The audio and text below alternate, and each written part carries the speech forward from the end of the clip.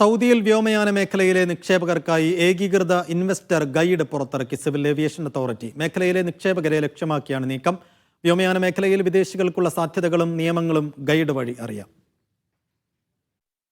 ദേശീയ airlines, logistics സേവനങ്ങൾ, അന്താരാഷ്ട്ര എയർ ട്രാൻസ്പോർട്ട് എന്നിവയ്ക്കാവശ്യമായ ലൈസൻസുകൾ നേടുന്നതിനുള്ള നടപടിക്രമങ്ങളും ആവശ്യകതകളും വ്യക്തമാക്കുന്നതാണ് പുതിയ ഗൈഡ്.